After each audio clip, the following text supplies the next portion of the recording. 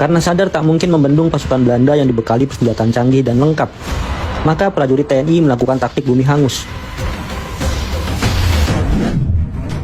Ini adalah rekaman asli pergerakan agresi militer Belanda I dalam menggempur Probolinggo.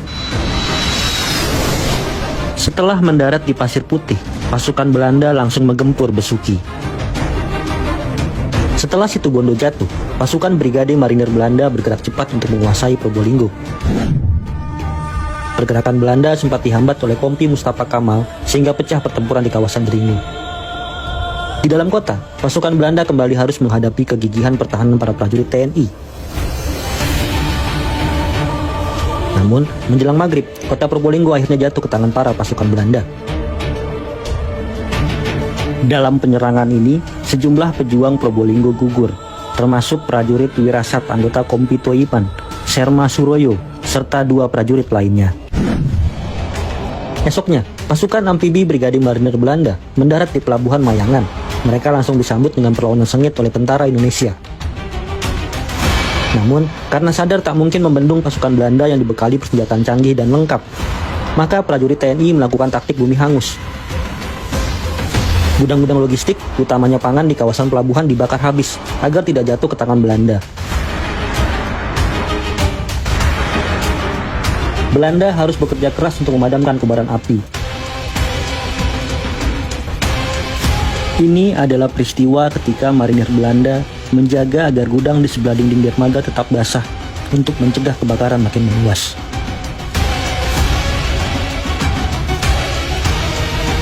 Kemudian, prajurit TNI mundur dan mulai melaksanakan perang gerilya. Setelah menduduki pelabuhan, pasukan Belanda menurunkan bendera merah putih dan mengibarkan triwarna. Penurunan logistik dari kapal pun dilakukan. Sementara itu, di dalam kota, Belanda mulai membangun pos-pos pertahanan. Setelah berhasil menguasai Probolinggo,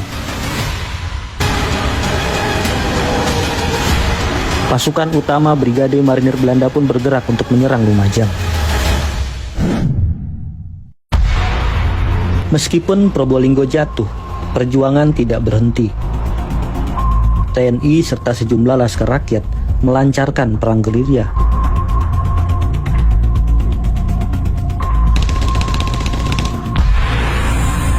Mereka juga mendapat dukungan semangat, saran strategi taktik, serta obat-obatan dari dokter pejuang bernama Muhammad Saleh.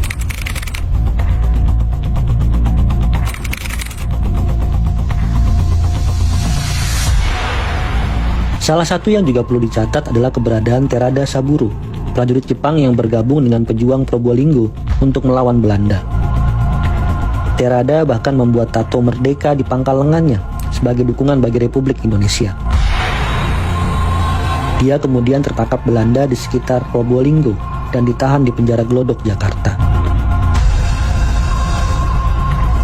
Kontak senjata berhenti ketika pemerintah RI dan Belanda sepakat melakukan gencatan senjata hingga ditandatanganinya persetujuan Renville.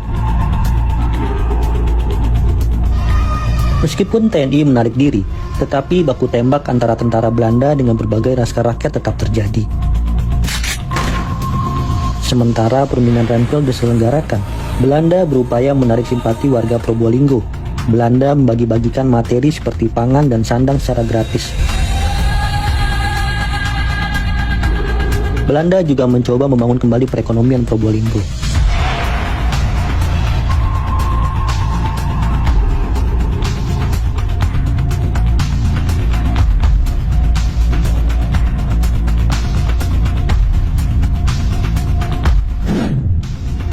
Komandan Brigade Marinir Kolonel W.A.J. Rukolsen meresmikan pembukaan kembali jembatan di Nguling Pasuruan yang merupakan penghubung antara Probolinggo Pasuruan. Jembatan ini telah diperbaiki oleh Batalion Insinyur Brigade Marinir yang dipimpin perwira kelas 2 J.M. Hiranius. Sebelumnya, pasukan TNI meledakkan jembatan ini untuk menghambat agresi militer Belanda I.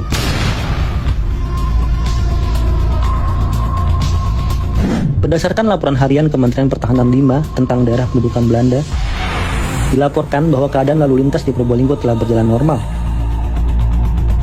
Tram dan kendaraan api sudah mulai berjalan. Namun, jam malam masih tetap diberlakukan mulai pukul 5 sore. Namun di sejumlah pabrik gula sedang terjadi pemogokan, pembakaran tebu dan pengerusakan gudang oleh kaum buruh yang tidak sudi dijajah kembali oleh Belanda.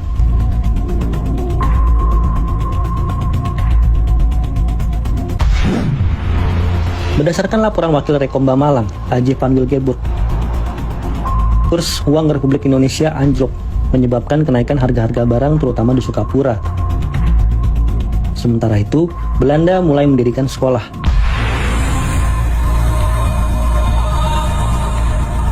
Pabrik-pabrik gula sudah kembali beroperasi.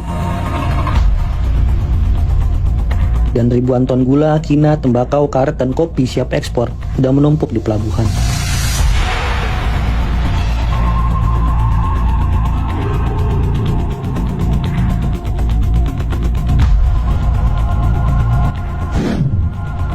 Setelah perjanjian Renville ditandatangani, Probolinggo dinyatakan masuk ke wilayah Belanda. Dengan demikian, para prajurit TNI di Probolinggo harus hijrah ke wilayah Indonesia. Patuh pada keputusan pemerintah tersebut, Letkol TNI Dahlan melapor kepada Komandan Militer Belanda di Probolinggo, Letnan 1 Marinir H.H. Bronckhorst. Pasukan Letkol TNI Dahlan kemudian dievakuasi Belanda menuju daerah Republik Indonesia di Malang Raya.